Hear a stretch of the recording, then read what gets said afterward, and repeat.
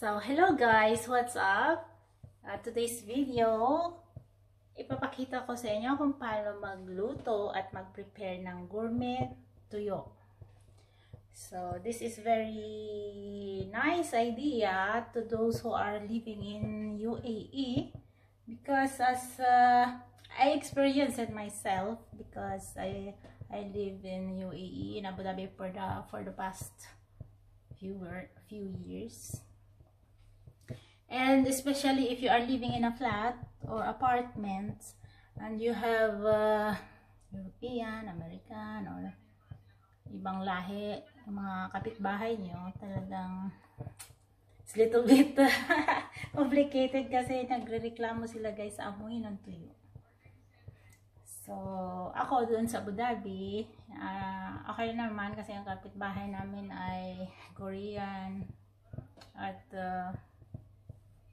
Nigerian, UK, and another Korean. So, ilang beses na rin ako nagluto ng tuyo at I know, sobra siyang smelly. Pero luckily, hindi naman sila nagreklamo.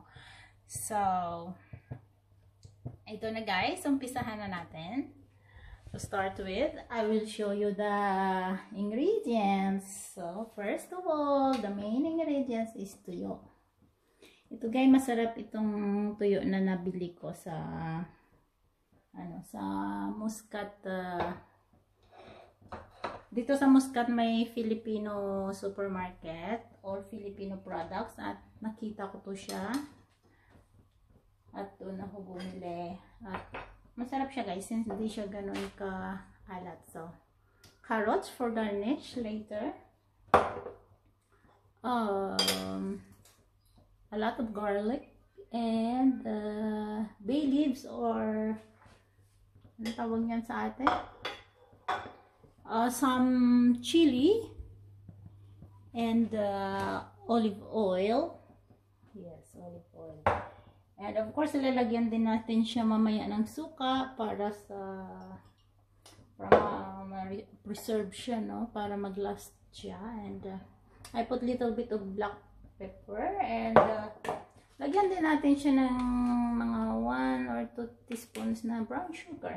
So, first, ipiprito muna natin yung tuyo, of course. So, ready na ng aking hot pan. Okay. So,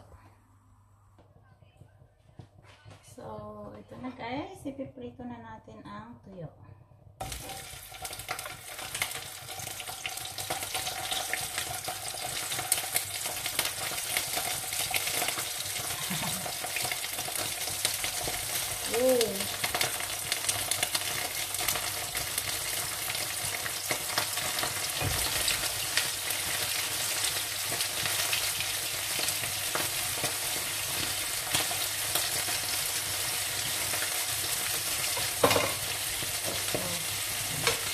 Ayan guys, prito.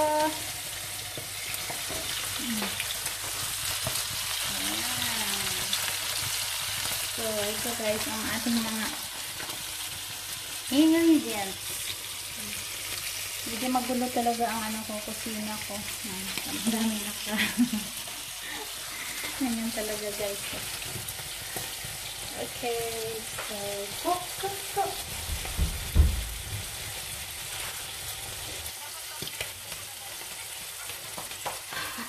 Ipalsikan ako guys ng tita.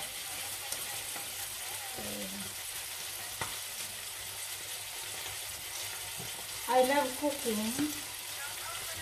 Marami akong alam na pagluluto guys. Pero pagdating sa pagpiprito talaga dito siya masyadong feel. Takot ako sa talsik. Oh, yeah. Takot ako matalsikan guys. Yeah, I know. My husband did this. I know, that's what this one, that's what it is. Asawa siya ng Pinay. Manage to really rich. Diba? Diba guys? Ano siya magawa? Nagluluto at nagluluto ako ng tuyo. Pero kumakain naman yan siya guys. Kapag hindi gaanong ano. Yung mga tuyo na hindi masyadong maalat. Kumakain yan siya. Dilis, danggit, o nasa Pinas na ano. Especially sa Cebu or Bohol. Sa hotel, may siniserve silang tuyo, danggit, kaya dilis, na may suka. Kumakain din siya for breakfast. At may fried rice pa. Pero yun nga lang, ayaw talaga nila ng amoy ba? Kasi, ngayon ko. Pero diba sa atin, yung amoy, masarap. Oh, diba? Aray, oh, aray. Nakaka-nervous ako. So, anyways, malapit na rin siyang matapos. Ito.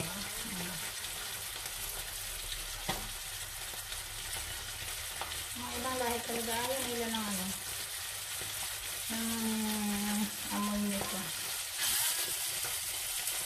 Pero ewan ko lang, yung amoy nila. Yung amoy nila, bakit hindi nila naaamoy? Ibang lahi. Ikaw, alam mo na kung anong mga lahi yun. Tatapang ng amoy eh.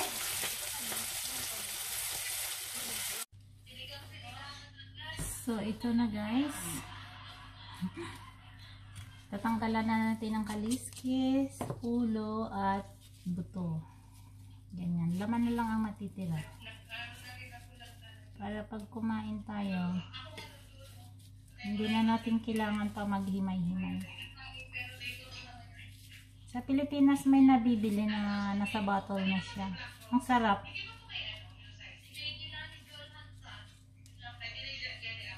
Excuse sa ingay guys.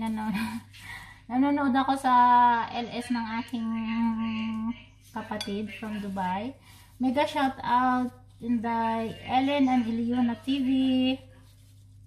May ano siya ngayon, may Grand LS. Kaya ayan, nagbibidyo-bidyo lang ako sa kanya. Ayan. So, tanggalin natin yung ulo. Ganyan, kaliskis. Tsaka yung ibang mga buto. Ayan,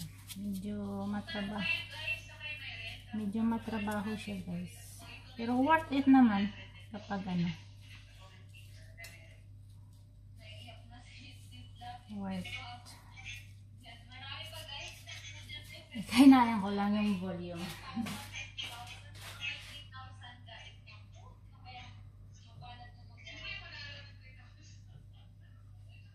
Hello. So, tuloy lang tayo sa paghimay-himay ng ating tuyo.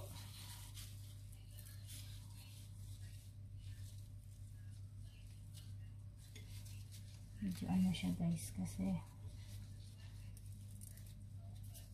yung iba nadudurog. Ito. Tanggalin ang ulo. Tanggalin ang kaliskis.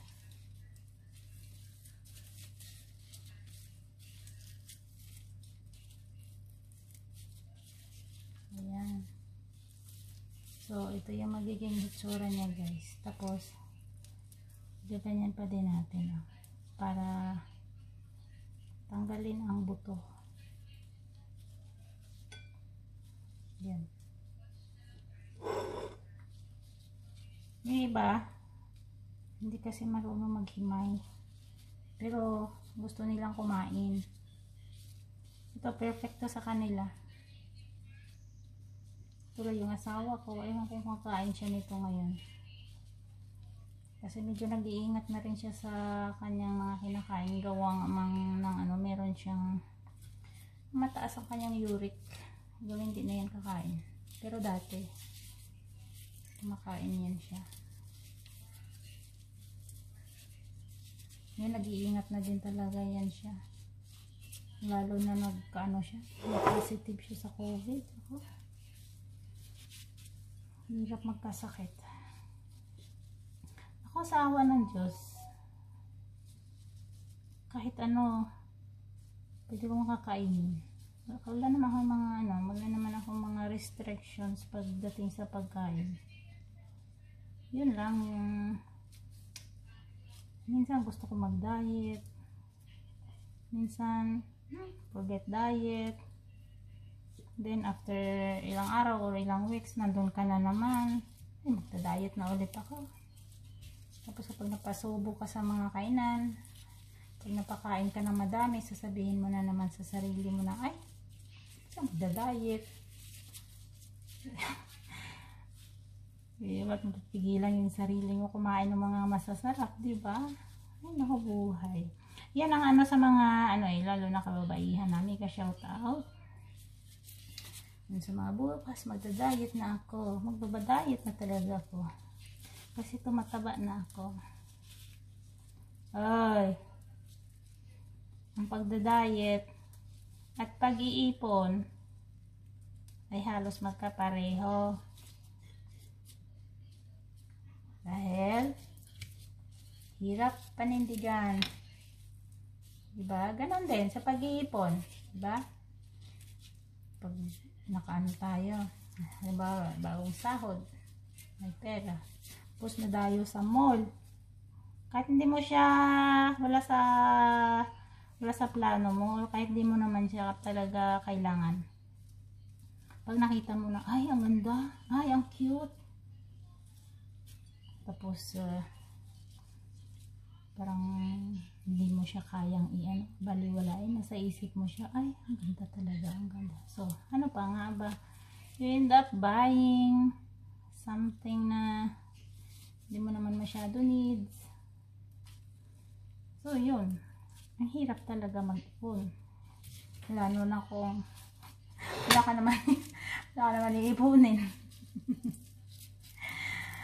Diyos ko na din. Wala naman na lang iipunin kasi ang pera lagi padala sa Pinas. Diba? Halos tayong mga OFW, ganun eh. Siguro yung may mga ipon lang talaga yung yung hindi nagsusustento sa family o kaya yung okay ang estado ng mga pamilya nila na hindi sila nagbibigay buwan-buwan. Pero mostly talaga buwan-buwan talaga nagpapadala sa pamilya kasi nasa na natin yan eh. Yun nga na talaga ang ating, it's a culture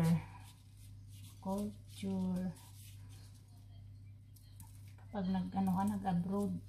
Bibihira lang siguro yung nagsasabi na mag-abroad ako para sa sarili ko, para mabili ko ang gusto ko. Bibihira lang siguro yun. Karamihan ay nag-abroad para tulungan ko yung pamilya ko, mga anak ko, kapatid, pamangkin. Kasi ako guys,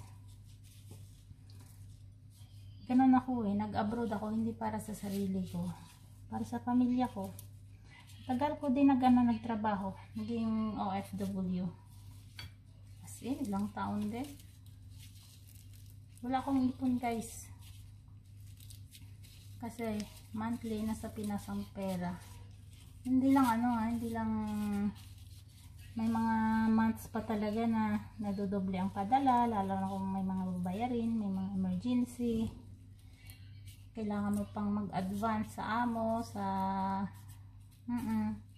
hiram sa kaibigan para lang mapunan ang mga needs ng mga ating mga pamilya sa Pinas, diba? So, kapag dating ng sahuran, matitira ay iba-budget na lang din na naman hanggang sa susunod na sahuran naman. So, nasaan ang ipon? Yung mga nagsasabi-sabi dyan, ay abroad, maraming pera. Ay, wag na kayo. Tumigil kayo sa mga ganyan, mga guni-guni nyo lang yan. Abroad din kaya kayo, no? Para malaman nyo kung ang mga abroad na talaga maraming pera.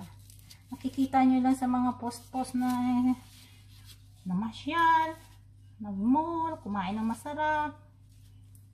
Wala nyo marami ng pera, sarap na ng buhay. Paano naman kaya yung mga ano namin? Yung mga happy moments lang yung mga karamihan pinupost. Paano naman yung pagtitipid ng mga pagkain namin na itlog lang, noodles lang, kape lang, yung tipid-tipid. Tinitipid namin ang sarili namin. Pinupost ba namin? Sa inyo? Hindi. Kasi may mga kanya-kanya reason din kung bakit hindi yan pinupost. Sana ayaw makita ng pamilya na ay, si Inday kawawa doon. Kawawa. Hindi makakain ng maayos, ng masasarap. Siguro nanghihinayang sa pera na ibibili. So, ganun ang mga dahilan. Ewan ko sa iba ha. Parang mga dahilan nila kung bakit. Puro positive lang ang pinupost. Pero karamihan talaga ganoon kasi unang-una, ang buhay sa abroad hindi talaga, hindi madali. Pinapakita lang namin na masaya kami, nag-enjoy kami. Kasi kung hindi kami maging masaya, maging positive, na lang, rin totoo, nahuhumsik kami. Namimiss namin yung pamilya, gusto namin umuwi. So, ito na guys, ang next nating lulutuin ay yung sauce or olive oil, okay? So, ito na guys. Maglalagay tayo ng 1 cup olive oil.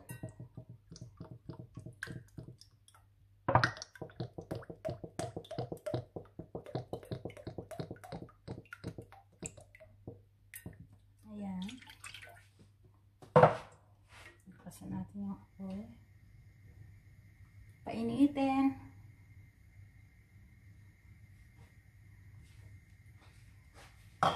At kapag mainit-init na siya guys, lagyan natin yung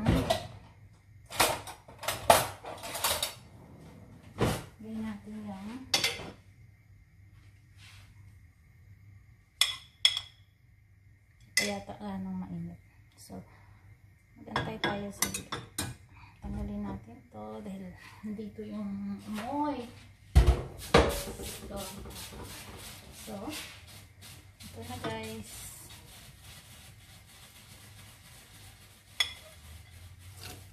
Yan. Hindi naman talaga ito natin siya lulutuin ng lutong-luto. Parang slight brown lang, okay na. Yan. Tapos, ilagay na din natin yung sili. Kasi masarap yan talaga guys pag maanghang. Maraming sili. Pero hindi naman lahat dito maanghang, yung iba dyan medyo very young. So, ayan. Ano po ba? Laurel. Laurel pala sa Tagalog. Kanina ko pa iniisip kung ano sa Tagalog ang bay leaves. Laurel nga pala. Ayan. Ayan natin ang konti. Then, lagyan natin ng konting black pepper. Konti lang. Lagyan din natin ng suka guys. Ito yung parang magsilbing niya. Preservatives.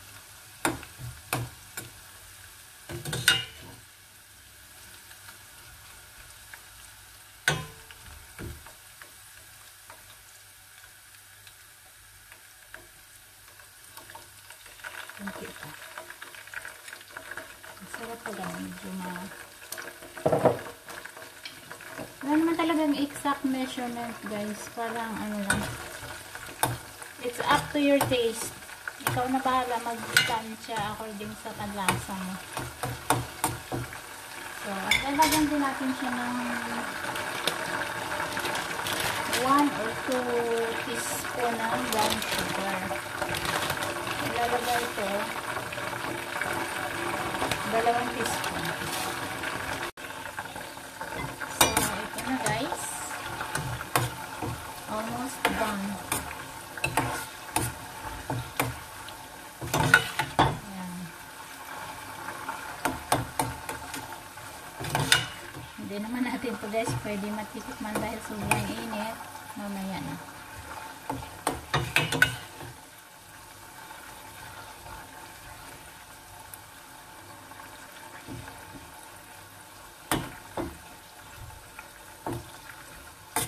Okay. Here we will put the carrots here. Ganon. Para maganda tingnan sa labas.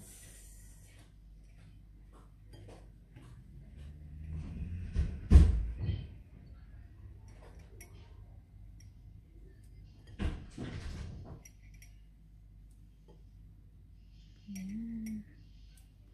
Para makulay ang buhay. Kain tayo guys. So crispy.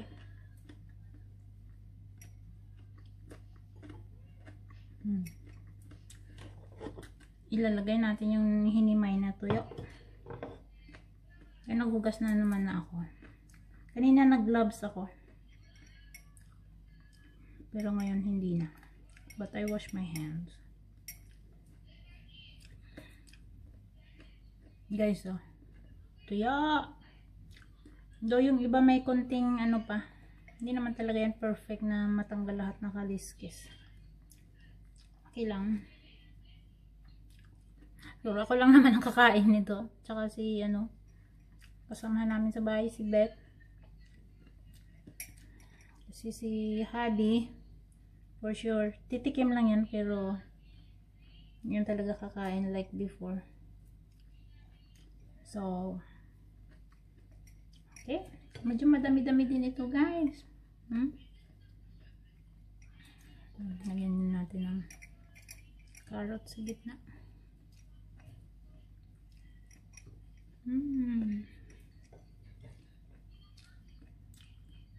Parang di kasya. Kasi marami ako nilagay na carrots. Bawasan nga. Bumili ako nito guys dati sa sa Abu Dhabi. Maliit na bote. Parang 15 dirhams. Isang kainan lang. 1.5 real, 1.3, something like that in Oman. Omani money. So, pagkasyahin natin guys.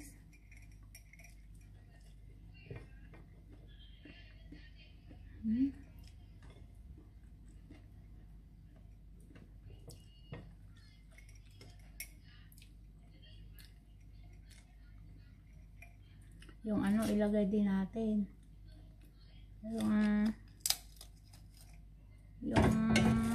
Again, kakalimutan ko na naman.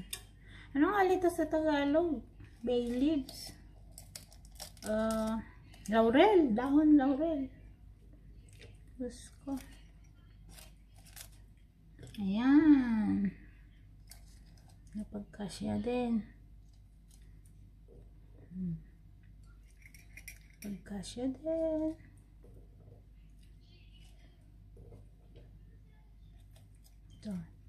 Ito guys, yung hindi ko na mapapakita. Mahirap kasi naka-steady ang camera. Pero ito yun guys, yung niluto ko kanina na olive oil with garlic, bay leaves, chili, and vinegar with little bit of sugar. Ibubuhos natin siya guys. Yan.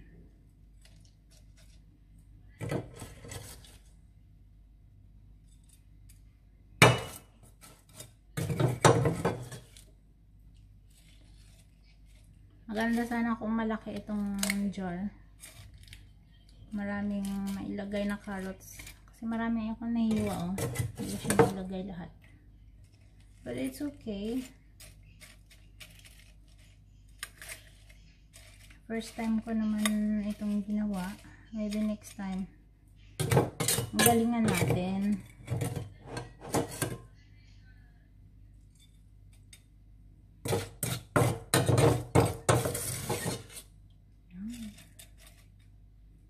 Ito na, ibuhos ko na para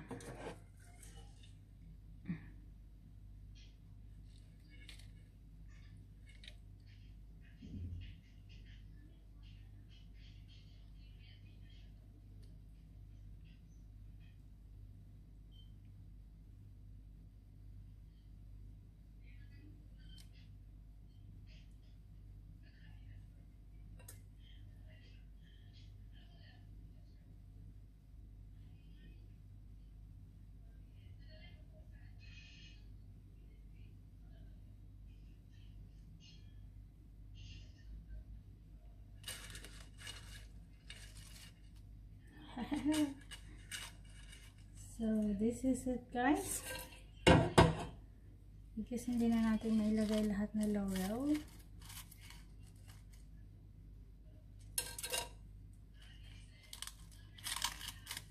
Ang laurel, guys, nagiging crispy siya.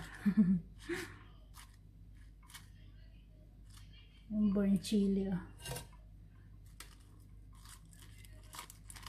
Pero alam nyo, guys, ang ano, yung niluto kong sauce niya na olive oil with garlic. Ang bango, grabe.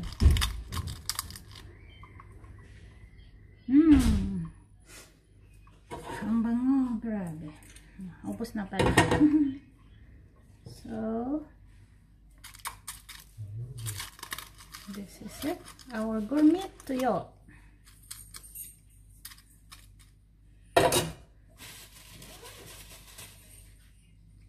So, isasara na natin. And this is, diba? Kung may mga time na nag-crave kang kumain ng tuyo, ako lagi ako nag-crave talaga. Kaya may stock ako na dilis dyan, eh. Tsaka tuyo. Oh, ito na, guys. Ito komplikado itong... Oh, okay. Wait. Yan dapat. So, guys, in my hands. There goes our gourmet tuyo. This is how it looks.